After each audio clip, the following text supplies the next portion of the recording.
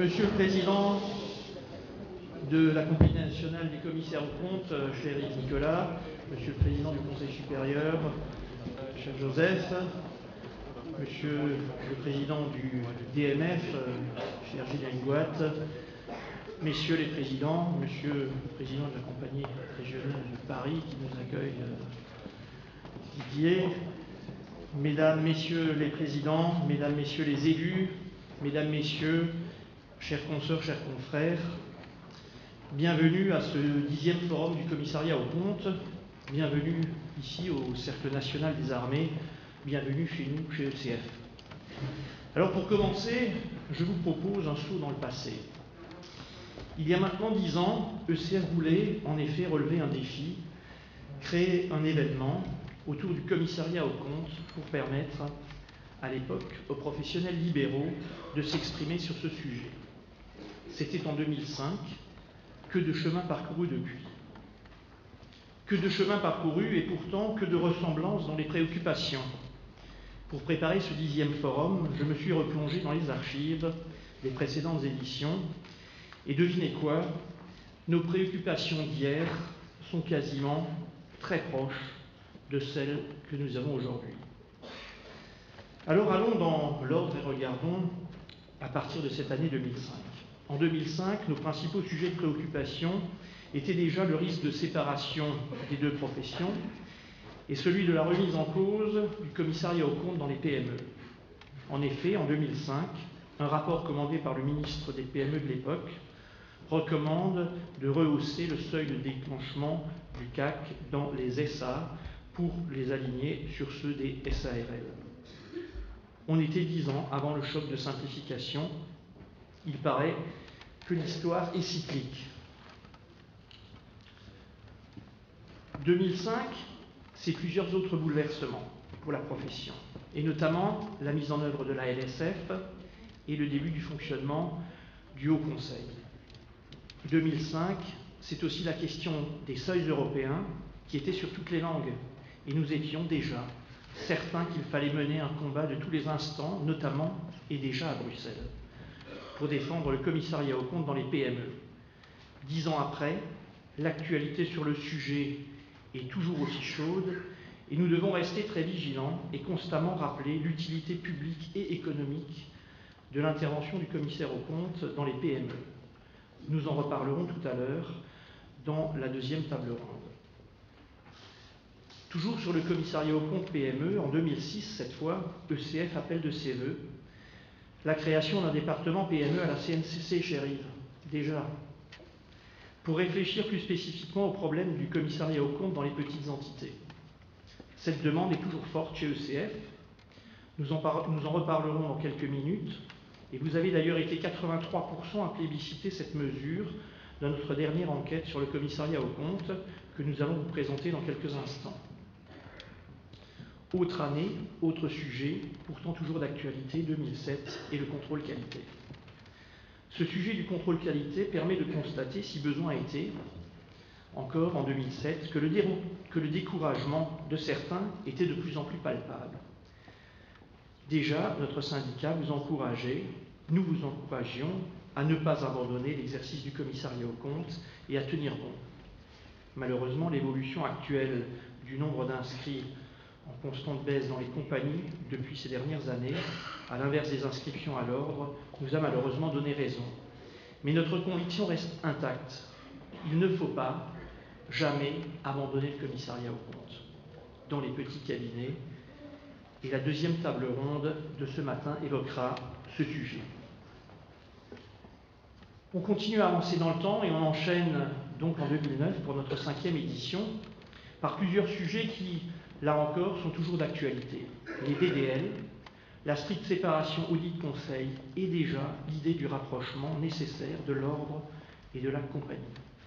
Ces 3 sujets sont plus que jamais d'actualité. Après le H3C, la LSF, les seuils et le contrôle qualité, on pensait avoir fait le tour des épines qu'on pouvait avoir dans le pied. Erreur. On a visiblement marché dans un cactus. En effet, pour notre 7e forum en 2010, nous nous interrogions sur cette maxime « un audit est un audit » que CF a toujours combattu. on avait voulu ériger en principe sacro-saint. Pour la réalité, mais la réalité, c'est que dans les pays anglo-saxons, il a tué la multiplicité des modes d'exercice de la profession, et mode d'exercice qui est justement la richesse, voire le trésor même de notre paysage professionnel français. L'histoire nous a donné raison avec la consécration de l'audit proportionné dans les actuels projets européens. Encore un peu de patience et l'on approche de l'année 2011 et les prémices du livre vert de la Commission européenne. L'enquête que nous vous livrions alors venait confirmer le fossé grandissant dans les attentes réciproques entre auditeurs et utilisateurs des comptes et nous intriguait en ce début d'année 2011. Et je crois que Claude Solars, que vous allez nous en parler tout à l'heure dans la première table ronde. Sur le front européen, et à l'époque, le commissaire européen Michel Barnier avait ouvert 5 chantiers que nous ne devons pas perdre de vue et sur lesquels nous devons être toujours très vigilants, tant ils peuvent avoir des conséquences sur notre exercice professionnel. Je vous les rappelle: le rôle des acteurs et l'amélioration de la qualité des travaux d'audit, le renforcement de l'indépendance des auditeurs, la structure du marché avec un constat simple en Europe, l'hyperconcentration du commissariat aux comptes, la croissance des PME avec l'éternelle question de l'audit simplifié, voire la suppression de l'audit légal dans les PME, et enfin l'harmonisation internationale, là encore sujet compliqué, et je sais que cela sera évoqué dans quelques minutes dans la première table ronde sur la séparation audit-conseil. Je ne m'étendrai donc pas sur ce sujet.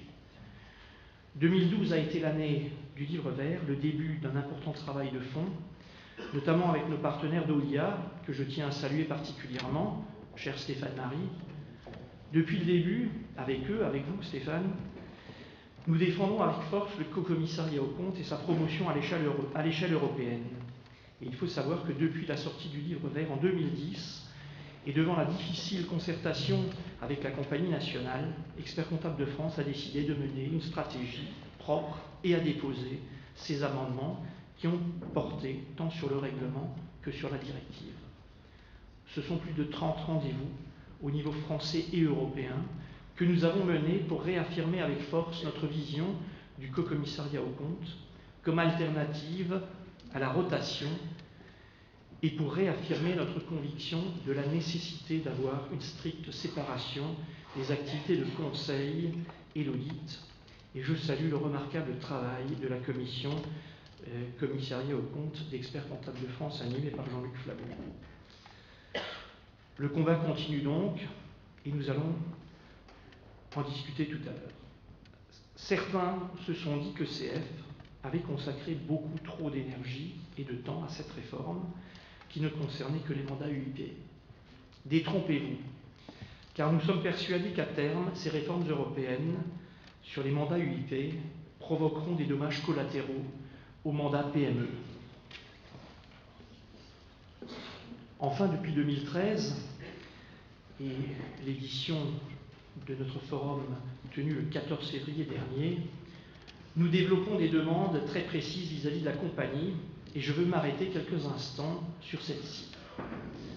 Nos demandes se font de plus en plus pressantes et plus particulièrement pour la création d'un département PME au sein de la CNCC, demande pour laquelle nous n'avons eu qu'une fin de non-recevoir jusqu'à présent.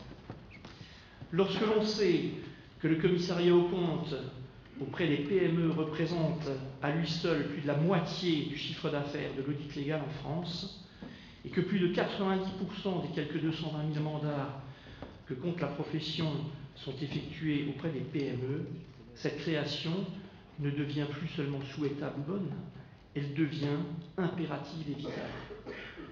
Car, chers amis, ne nous y trompons pas, plus le temps passe et plus nous constatons que le département des marchés financiers devient un véritable État dans l'État et bénéficie de moyens tant techniques que financiers considérables pour défendre et préserver les intérêts d'une minorité au détriment d'une majorité.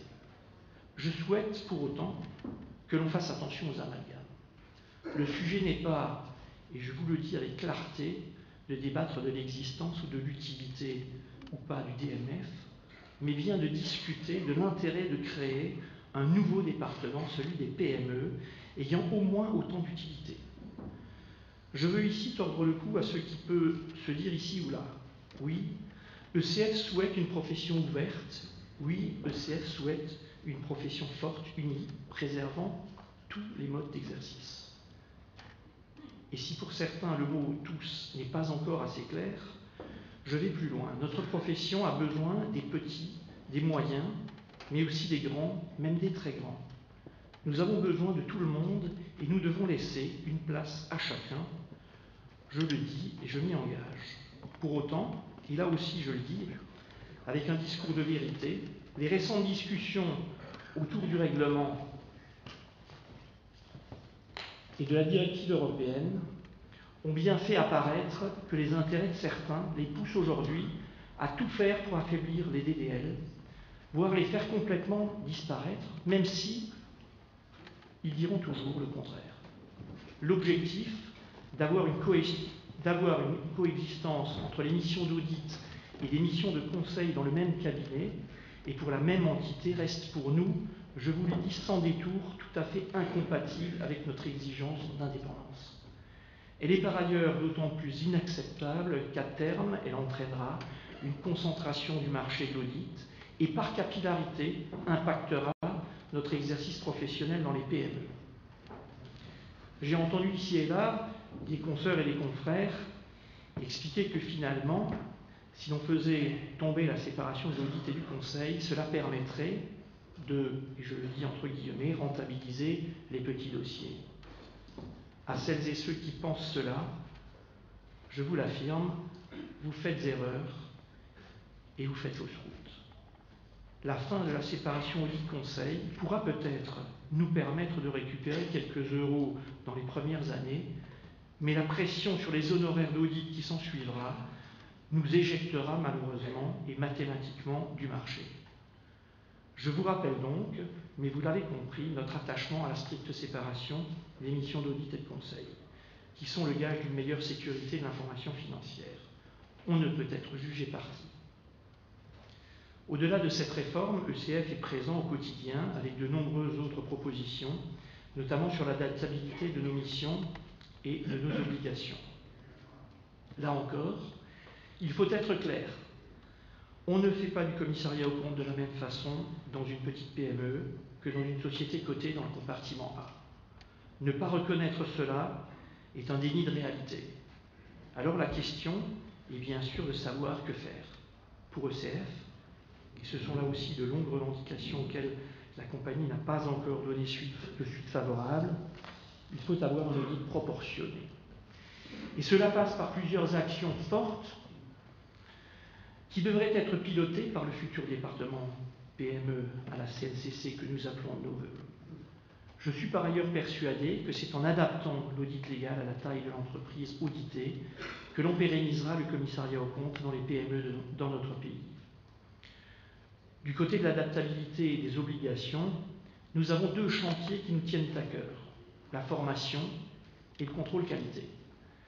Sur la formation, nous pensons qu'il faut diminuer le nombre d'heures homologuées à suivre en passant à 14 heures par an, à la condition que celle-ci soit beaucoup plus ciblée, plus particulièrement vis-à-vis de normes d'exercice professionnel. En ce qui concerne le contrôle qualité, ce dernier doit impérativement garder sa dimension confraternelle et être adapté à la taille de l'entité contrôlée ainsi qu'à la typologie des mandats détenus. Maintenir l'audit dans les PME par une véritable adaptabilité de nos missions est notre objectif. Et d'ailleurs, les textes européens, comme je vous l'ai expliqué tout à l'heure, nous ont donné raison sur ce point. Par ailleurs, l'extension du périmètre d'intervention de l'audit légal est vitale pour l'avenir de notre profession et son exercice par le plus grand nombre, mais à condition que les nouveaux marchés soient ouverts à tous les professionnels qui souhaitent s'y investir. Nous devrons donc être particulièrement vigilants sur les conditions d'accès à des mandats spécifiques, souvent contrôlés par des corps constitués. Et je pense plus particulièrement au COFRAC, pour nos missions RSE. Enfin, je ne peux pas terminer cette allocution sans vous parler d'un sujet qui est pour moi hautement stratégique, à savoir la complémentarité des missions de l'expert comptable et du commissaire aux comptes. Pour cela, il va falloir développer de réelles synergies entre le Conseil supérieur et la Compagnie nationale et avoir l'audace d'engager une réflexion de fond sur un rapprochement institutionnel fort dans les années à venir. C'est pour moi la seule échappatoire à une scission à laquelle je ne peux et je ne veux me résoudre. Finalement, chers amis, et sans être réducteur, je tire de ces 10 ans une conclusion forte pour notre syndicat.